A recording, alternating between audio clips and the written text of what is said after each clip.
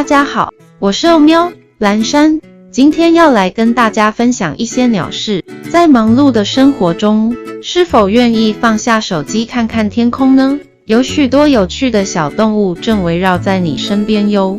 今天跟大家说书的主题是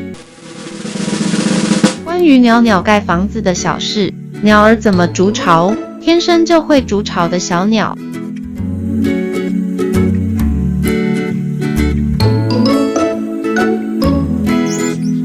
抬头看看树上或是梁边的鸟巢，你有没有想过鸟儿为什么会筑巢吗？有研究发现，鸟儿并不是天生就会筑巢，而是透过后天学习才会的。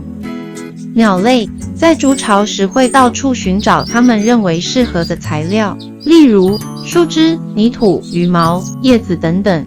大多数的人认为那是鸟类天生就会的技能，是一代传一代的能力。但是研究发现，鸟类是借由后天的学习来挑选材料的。圣安德鲁大学贝利博士团队研究关于鸟类行为的其中一项，关于筑巢。团队找来24对一公一母的斑胸草雀作为研究，发现它们喜欢用坚硬的材料来筑巢。透过各种材料分组进行比对，团队发现鸟儿确实能分辨挑选。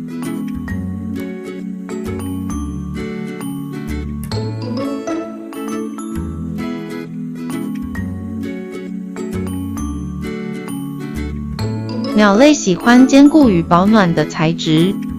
针对实验分组，博士团队准备了各种材料，例如硬性绳子、软性绳子、羽毛、人造纤维、牙签、金属丝、木片等等。鸟儿也会因为选定的地形关系而改变鸟巢的大小或是形状，所以我们偶尔会看到树上两只树枝中间的鸟巢，这也是当初雄鸟觉得较为稳固的地点。为什么要选择这么多复杂的东西来筑巢？更是为了可以吸引雌鸟与安稳地孵化下一代。但是并非每一只雄鸟都能筑起完美的鸟巢。在雏鸟时期，父母筑起的鸟巢也会影响到雏鸟对于鸟巢的印象。再来是周遭环境是否有足够的材料提供雄鸟做筑巢。筑巢的过程并不是一次完成，而是透过不断的修正而成型。雄鸟在筑巢的过程中，若找到更好的材料，也会将巢中的材料替换。看来动物界里，担任爸爸的角色，都是为了家的安稳而一直努力的。父亲节或是老爸生日时，记得给老爸一个大大的拥抱吧。